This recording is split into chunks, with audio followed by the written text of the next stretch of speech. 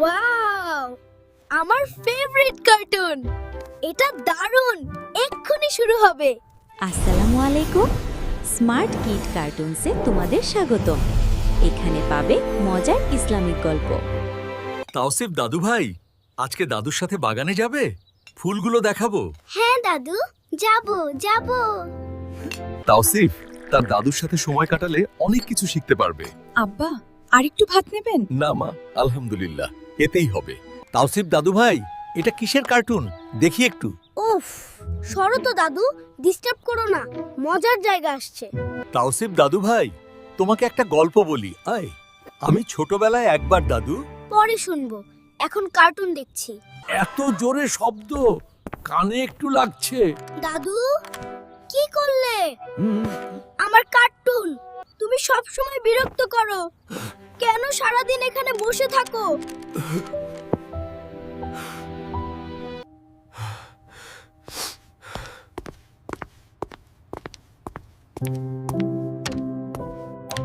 আম্মু, কাঁদছো কেন? তাওসিফ, তুমি কি বুঝতে পারছো তুমি কি বললে? তাওসিফ, দাদু তোমার বাবাকে এই দুই হাতে মানুষ করেছেন, আর তুমি তাকে বললে কেন এখানে বসে থাকো? তাওসিফ, তুমি কি জানো দাদু এখন কেমন অনুভব করছেন? মন খারাপ? শুধু মন খারাপ না, দাদু মনে করছেন আলো তাকে কেউ চায় না। আল্লাহ পবিত্র কোরআনে বলেছেন, মা বাবার সাথে উফ পর্যন্ত বলো না, তাদের সামনে কণ্ঠস্বর উঁচু করো না। আল্লাহ এটা বলেছেন? হ্যাঁ, সূরা বনী ইসরাইলে রাসূলুল্লাহ সাল্লাল্লাহু আলাইহি সাল্লাম বলেছেন, বড়দের সম্মান করা আল্লাহকে সম্মান করার অঙ্গ। দাদু তোমার জান্নাতের একটা দরজা। দাদু, আমি ভেতরে আসতে পারি? এসো দাদু। দাদু, আমি অনেক বড় ভুল করেছি। তুমি সব সময় এখানে থাকো, এটা আমার জন্য অনেক ভালো। আমি এটা বুঝিনি, আমাকে মাফ করো দাদু। মাফ করে দিলাম দাদুগাল। তুমি নিজে এসে মাফ চেয়েছো, এটাই তো অনেক বড় কথা। দাদু, তুমি কি আমাকে সেই গল্পটা বলবে, ছোটবেলার গল্প? অবশ্যই বলবো দাদু। আমি যখন তোমার মতো ছোট ছিলাম, একবার অনেক অসুস্থ হয়ে পড়লাম। জ্বর এত বেশি যে উঠতেই পারছিলাম না। আমার বাবা সারা রাত আমার মাথায় পানি দিলেন, একটুও ঘুমাননি। সারা রাত?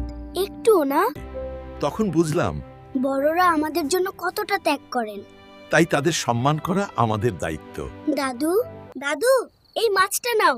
তুমি মাছ পছন্দ করো না? আরে, তাওসিফ আমাকে খাবার দিচ্ছে। মাশাআল্লাহ। আলহামদুলিল্লাহ। আমার তাওসিফ আজকে সত্যিকারের বড় হয়ে গেছে। আল্লাহ তোমাকে নেক সন্তান বানাক। আমিন। বাবা, দাদুর দোয়া কি সত্যি আল্লাহ কবুল করেন?